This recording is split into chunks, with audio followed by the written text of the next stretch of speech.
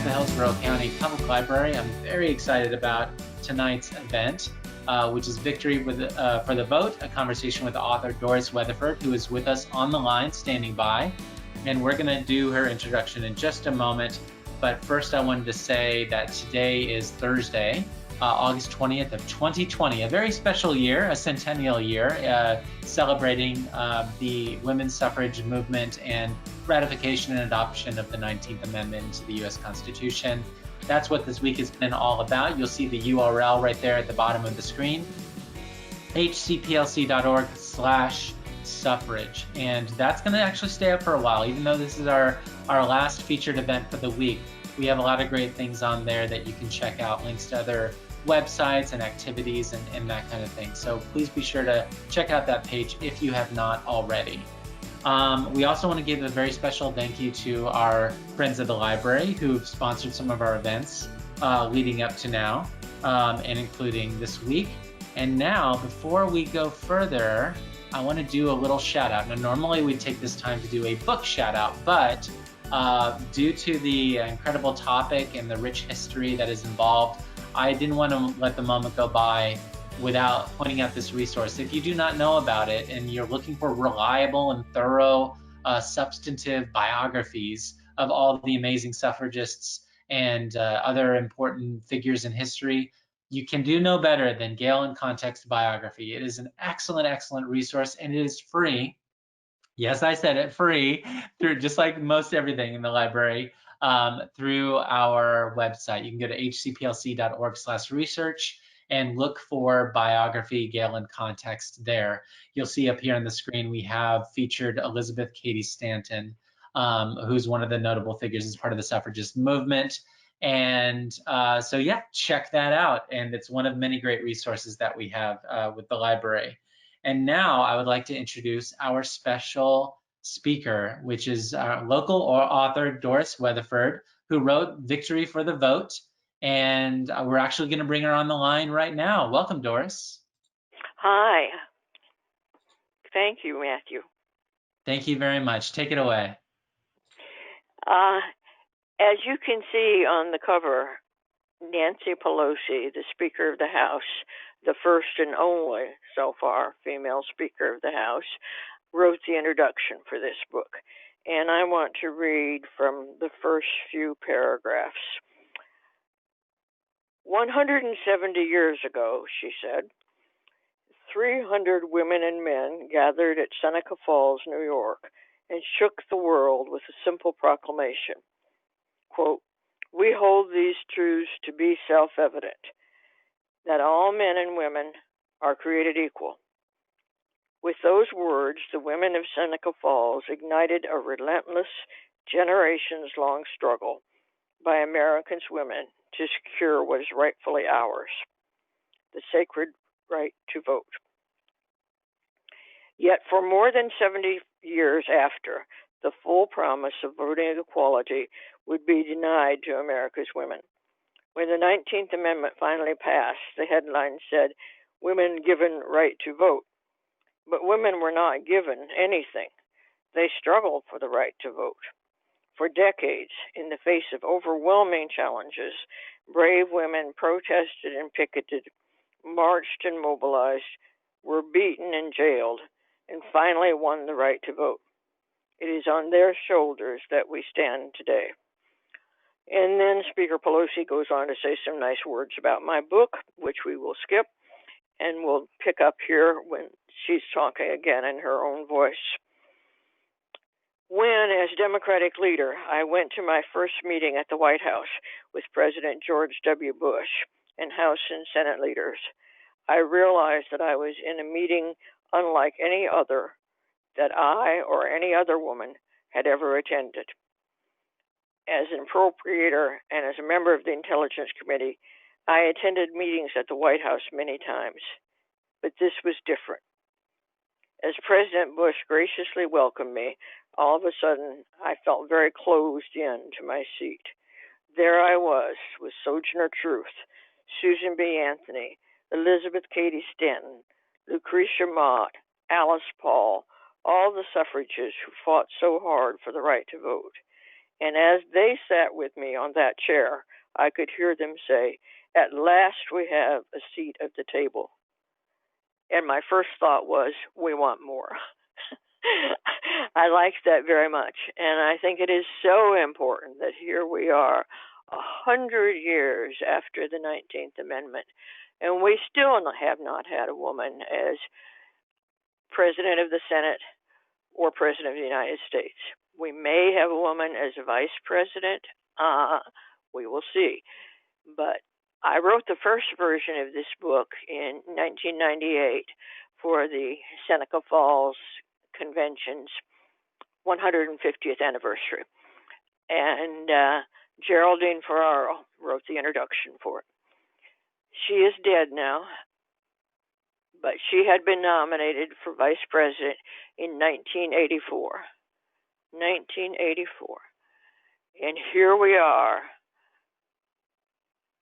so much later, and we again have nominated a woman for Vice President, and the only woman who has been nominated for President did win the popular vote, but lost the election. And the Electoral College is another one of those many, many complexities that fit into our narrative. Matthew, do you want to pause and say anything further, or should I just carry on? Absolutely keep carrying on, but I do want to remind everybody that in just a little bit, we're going to start taking questions from the audience. And so as Doris continues her talk, please do post those questions in the question section or comments, anything you'd like to share, and we'll be sure to share those in just a little bit. Okay, now I'm going to go backwards chronologically. Everybody knows now that 2020 is the centennial of 1920, when the 19th Amendment finally was adopted. But all this really began in 1840, when Elizabeth Cady Stanton, Lucretia Mott, and some other women, most of whom were Quakers, went to London, along with their husbands, for the World's Anti-Slavery Conference. That was in 1840. The British Empire had abolished slavery a few years later, but it still existed in many parts of the world, including the United States. So they went as elected delegates of their anti-slavery societies and were refused their position as delegates. The men said it would be too distracting to have women there. They could not entertain the very idea that women would consider themselves to have a seat at the table, as Nancy Pelosi said. And they debated this for several days, and then they voted not to allow the women to be seated. They could attend, but they had to sit behind a curtain so that none of the men could see them and be distracted by the possibility of seeing a woman. So Elizabeth Cady Stanton and Lucretia Mott refused to sit behind the curtain, and they took long walks in London, and they resolved that when they got back to America, they would organize a civil rights movement for women, along with the civil rights movement for black slaves. But it took 8 years before that happened. They both were mothers. Elizabeth Cady Stanton had 7 children. Lucretia Mott was older, but she also had a house full of children and grandchildren. And it wasn't until 1848 that, more or less by coincidence, they were able to follow through on their aim. Lucretia Mott went up from Philadelphia to visit a cousin who lived in upstate New York, and Elizabeth Cady Stanton at that time lived at Seneca Falls. So they put a notice in the local newspaper that they were going to have a meeting on women's rights.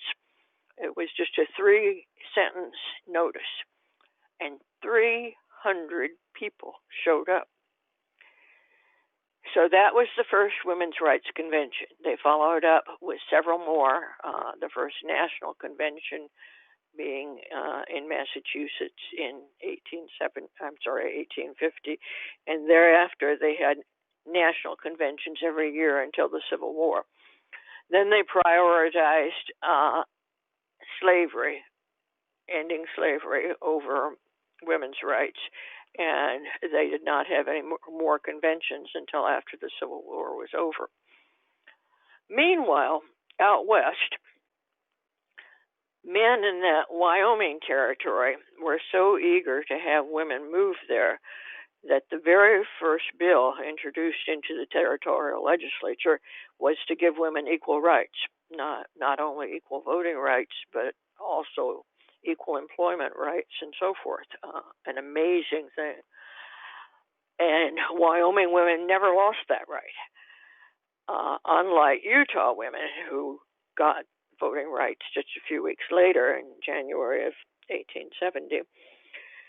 But after they had voted for 17 years, Congress overruled them and said that because many of these women were Mormons and polygamists, that therefore their votes were invalid and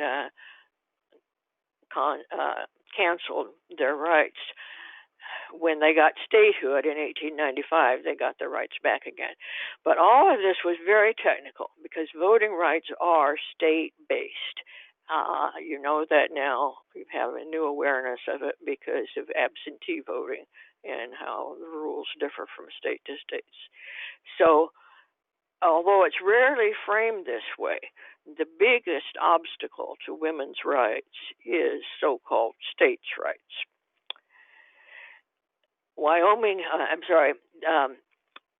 Washington women got the right to vote after Utah, but they too lost it in 1887 when their Supreme Court struck it down for technical reasons. And the first actual state, as opposed to a territory, to grant the vote was Colorado in 1893. And in the very next election, they elected 3 women to the Colorado legislature. When Utah got its rights back, they elected the very first female senator in 1896. So all of this is happening out west much, much earlier than people realize today because of the focus on the 19th Amendment. The East Coast always has controlled the narrative of history. It's just a fact. And but the truth is that with statewide referenda, every western state except New Mexico had granted the right to vote before the first eastern state, which was New York, in 1917.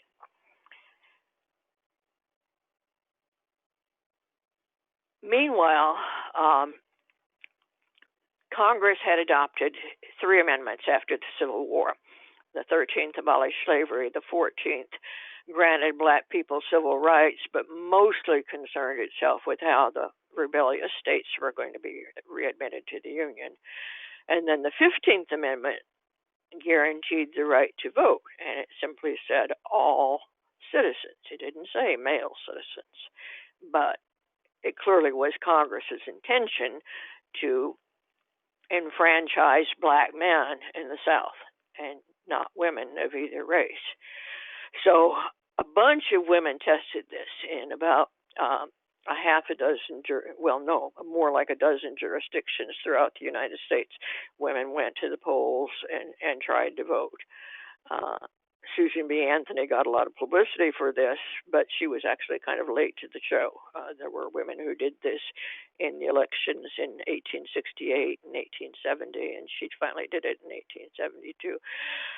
Anyway, it was the case of a Missouri woman, a St. Louis woman named Virginia Minor, that finally made it to the Supreme Court in 1874. And the Supreme Court, which of course was all male and all white, said, of course Congress didn't mean to include women, even though it says citizens, even though you are citizens by birth, and even though you pay taxes, and even though you're subject to the law. And they quoted the Bible more than the Constitution and said, women were not entitled to vote because of the 15th Amendment.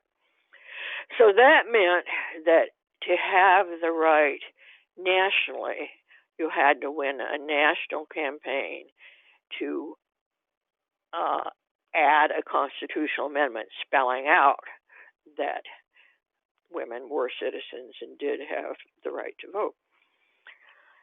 And that is very hard. When the Founding Fathers wrote the Constitution, they had very much a father knows best attitude, and they made it very, very difficult to change what they had written. To pass a constitutional amendment, you need 2/3 of both houses of Congress and 3/4 of the state's legislatures, both chambers in each. So you're talking literally hundreds of votes to ratify or refuse to ratify a constitutional amendment. And without getting into the details, because I do want to leave room for questions and answers, they finally reached this goal with the midterm elections of 1819. That was the November 1918. November 1918 was the end of World War I. And women had contributed very visibly to World War I. And they made that point. We are sacrificing too. We are part of this national effort. We deserve to vote. So Carrie Chapman Catt, who was the major leader, Alice Paul gets a lot of attention, but she was a TV producer's dream in that she was beautiful and dramatic, and she and her troops chained themselves to the White House fence and got a lot of attention. But that doesn't get a constitutional amendment past conservative congressmen. It was Carrie Chapman Catt who organized a 2 million member organization, which is bigger than any organization today, and we have a much bigger population base. And she strategized very carefully and got those women to convert their legislators. So she targeted 4 races in 1918, and she won 2 of them, and that was enough to pass the constitutional amendment through the Senate by the necessary 2/3. The House passed it rather readily. The speaker then was a guy named Champ Clark from Missouri, and he cooperated with the women's movement. The Senate president was Henry Cabot Lodge of Massachusetts, and he most decidedly did not. So he managed to delay the vote, even though we'd won enough senators in November to win passage in the Senate. He managed to delay it till June 4th, 1919, when most legislatures have adjourned, and he hoped to slow momentum that way. Florida's legislature was one of the few still in session, and Governor Sidney Katz did an eloquent appeal for them to stay in session for just a few more hours and ratify the amendment. But the leaders in Florida had been betrayed by our legislature so many times that they didn't trust them. And they made the decision to not allow a vote, to not ask for a vote, because they feared it would lose and this would do immense damage to the national movement. So they let it pass on a Friday, or let it go on a Friday. And on Tuesday, 3 Midwestern states rushed to ratify. Others moved quickly, and by the spring of 1920, we lacked only 2 states. People had expected Delaware to ratify, but it didn't. Voted it down in June. And Connecticut and Vermont also were expected, but their governors refused to call special sessions. And so finally, she won a vote in West Virginia, a very, very dramatic story, which I won't go into, but it involves a cross-country railroad trip by the deciding vote. And then it came, as you all have been reading lately, to Nashville. That was the very last necessary state. The Senate ratified overwhelmingly, and then the House played games.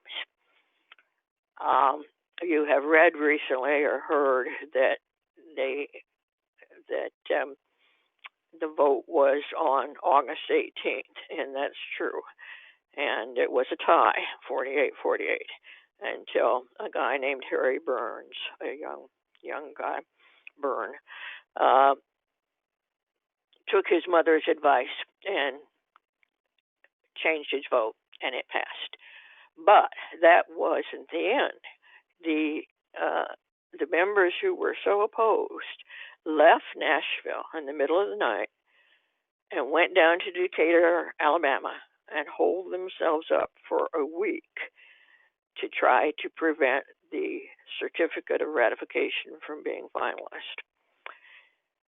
So Tennessee's governor, who initially had not been very supportive, got so fed up with their behavior that he physically took the ratification certificate from the Speaker of the House, mailed it off to Washington, and when it got to Washington on August 26th, the Secretary of State declared it added to the Constitution. So that's why you're seeing the confusion between August 18th and August 26th. It was, in fact, passed in Nashville on the 18th, but the opponents would not accept it. And it shows you just how deceptive, how desperate, how undemocratic the opposition was. And much of the reform that has changed life for Americans is because women voters didn't put up with that. The League of Women Voters formed and bit by bit by bit instituted governmental reforms so that we are a more democratic nation. And I want to close, and then we'll go to Q&A, but I want to close by reading this little paragraph. Carrie Chapman Catt summed it up.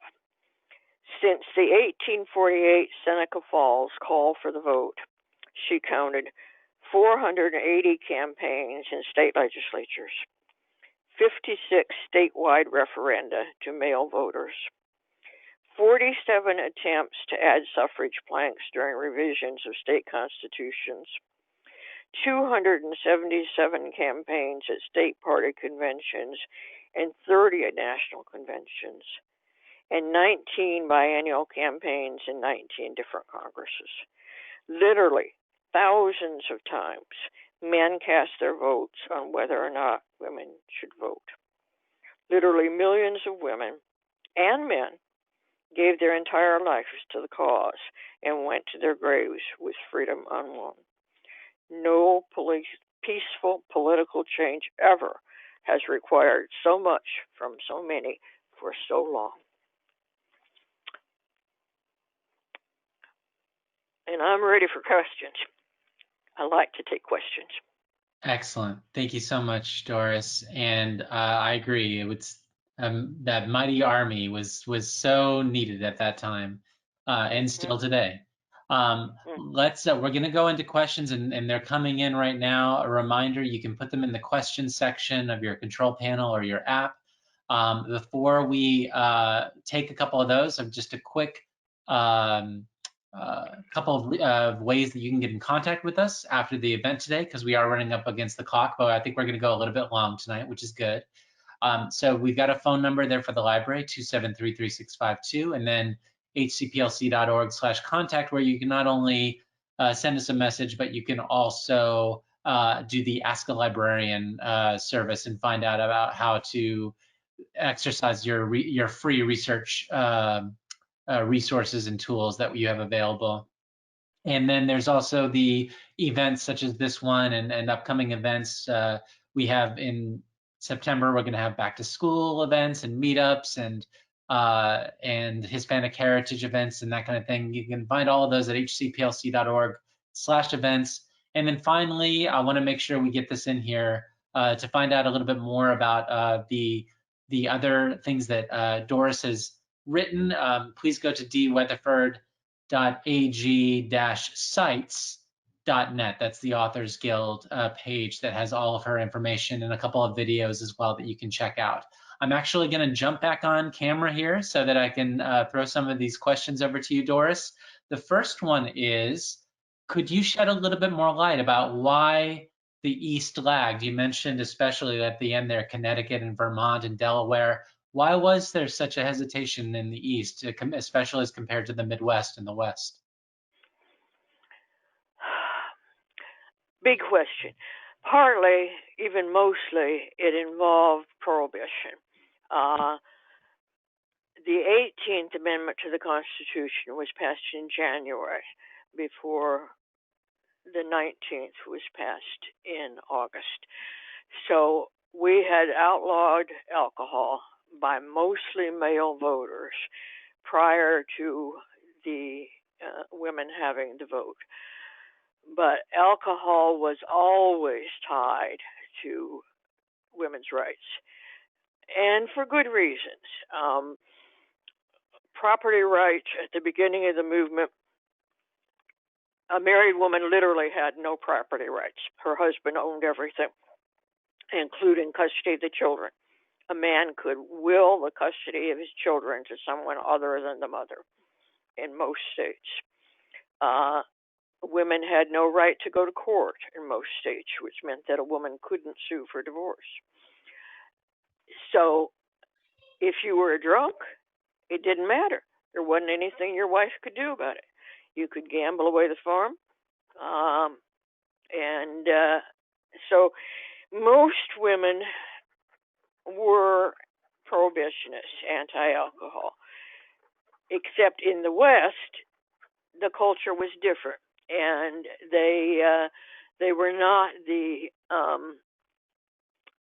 anti-alcohol people that Eastern women were. And the other big thing was that men in the West really did want women to move there.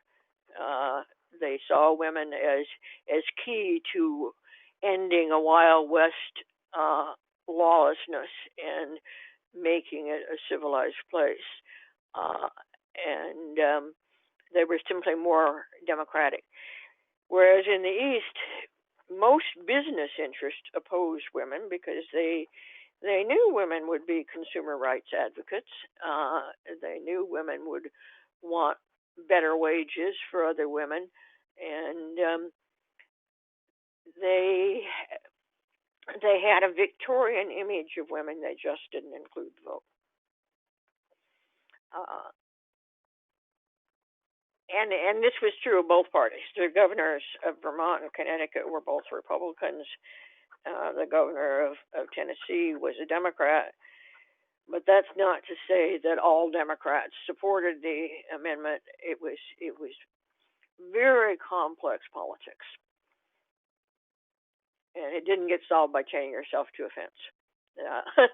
You have to do this kind of down-to-earth grassroots work to make those literally thousands of men pay attention. And in the case of Harry Burns, listen to your mother, which is a good lesson for all of us, right? Mm-hmm. Yep. So we have another question that came in here. Who were the suffrage leaders in Florida? Oh, good question. I'm glad you asked. The official president for most of the period was a woman named Mary Stafford, who is not the Mary Stafford you may know of in Tarpon Springs, who was a physician. This was a Mary Stafford from Orlando, who was a Unitarian minister, Reverend Mary Stafford, as opposed to Dr. Mary Stafford in the literature. But the main strategists, the main political people, were Mayman Jennings, the wife of former Governor Sherman Jennings, and her sister-in-law, Mary Berry Bryant, who was always referred to in the newspapers as Mrs. William Jennings Bryant. William Jennings Bryan, of course, was the 3-time nominee for the presidency of the Democratic Party, and when World War I broke out and President Wilson wanted to join it, William Jennings Bryan was Secretary of State. He opposed entry into the war. He resigned as Secretary of State, and they retired to Miami. And those two women, May Man Jennings and Mrs. William Jennings, were the brains behind the operation, in addition to a very young Marjorie Stoneman Douglas.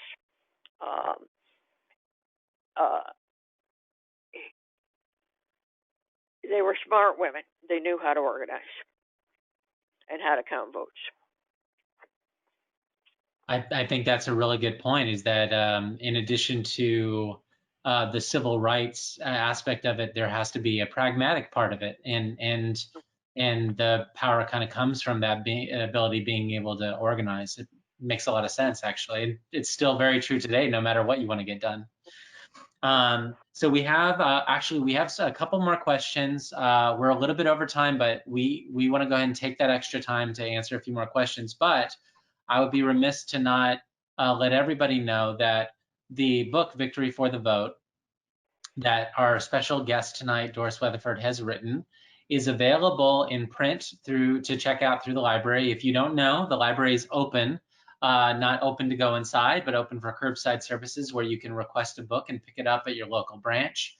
Additionally, we have it available as an ebook, including on Hoopla.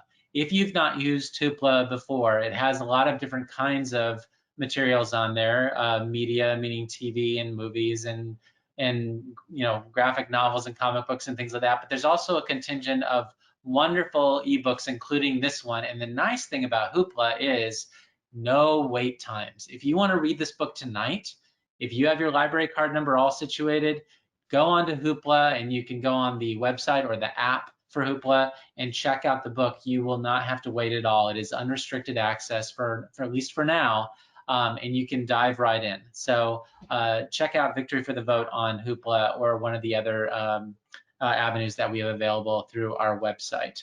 And if you're looking to purchase it, it is available where most books can be purchased, including Amazon and things like that. You can check it out there. One of our questions that came in, Doris, had to do with, let's see here. Oh, the timelines of the British women's suffrage movement and the American suffrage movement, and how closely connected were those two countries at that time? They got the vote before we did. And most important, several other nations got the vote before we did. Australia was the first major. And again, voting rights depend on states or provinces or what. So there were some provinces in Australia where women could vote and some where you couldn't. The same thing was true in Canada. And it's so important. Why should one's civil rights vary depending on a line on a map? And it just took ages and ages to question that. And still, it's still true in terms of reproductive rights. Your rights vary depending on where you live, which is something that never happens to men. Oh, and also Norway and the other Scandinavian countries also preceded us. We were far from the first. The movement began here, but it didn't. But others picked it up faster. That is very interesting to hear that, and it is interesting that the different civil rights there's probably a lot of examples of that where we think of ourselves as being ahead, and maybe we weren't always, and certainly not in this case. Even Russian women got to vote before we did. Oh my goodness. So my co-moderator Amanda has reminded me of something that I can't believe I forgot to announce is something very special. In addition to those other ways that you can access the book, those of you who have attended tonight will be entered in for a drawing to win a free copy of Doris's book, and it will not only will you get it in print, but you will get it with her autograph. She has signed 5 books for us, and one of you, or 5 of you, I should say, we will be reaching out to let you know whether or not you have won that free book, and we'll arrange for how we can get it to you. So thank you, Amanda, for reminding me about that. We have time for just one more question here. Let me just make sure I'm not missing any. Okay, good. Oh, okay. I'm gonna throw 2 more questions in. I know we're over time, but just 2 more last ones, because one of them might be a relatively short one. But why was a silver coin minted for Susan B. Anthony? Is the first question. That was an effort back in the 70s when the women's movement revived with the formation of NOW. And just like we were supposed to have a $20 bill with Harriet Tubman on it this year, it changes in administration, changes in attitudes, but last year, the Treasury Department was supposed to issue, not last year, prior to the last election, the Treasury Department was supposed to issue a $20 bill with Harriet Tubman replacing Andrew Jackson, and it has not happened. Everything is political. This is very true. This is very true. Well, we have time for one last question, Doris, and thank you so much for being such a wonderful guest speaker tonight. The question is, you'd mentioned earlier in your presentation about, speaking of pragmatic and practical, that there was some delay for Elizabeth Cady Stanton and others who had kids. Kids, I can say from experience, get in the way of getting certain things done. But the question is about whether or not any of their kids, these important suffragist leaders,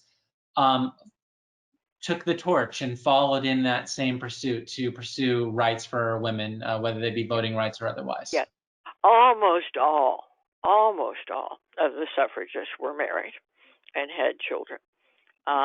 And Susan B. Anthony turned down 2 marriage proposals and stayed single deliberately because, again, women's property rights in states were so restrictive. When they wanted to celebrate the 100th anniversary of the nation's founding in 1876, and there was a huge gathering in Philadelphia for the Centennial, and women wanted to have exhibition space there. And they had to wait for Susan B. Anthony to arrive to sign the rental contract because Pennsylvania didn't allow a married woman to sign a rental contract.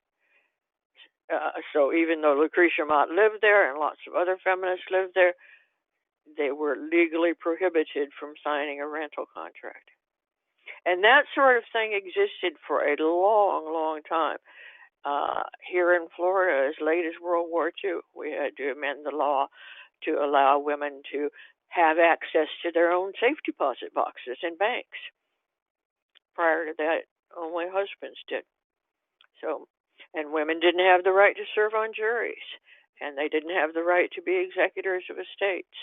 And just change after change after change that the Equal Rights Amendment would have solved, but didn't. Well, it never. It was introduced in 1923, never ratified. Well, we are well over time, but I can say it was well worth it. A big thank you again, not only to you, Doris, but for all of you for attending tonight. We appreciate your questions and your interest, and keep reading up on this amazing topic. We have, including Doris's book, we have a lot of resources you can find on the website, hcplc.org/suffrage, as well as this other contact information we provided in Doris's website. Thank you, Doris, so much. We really appreciate it. You're welcome. I enjoyed it. And good night, everybody.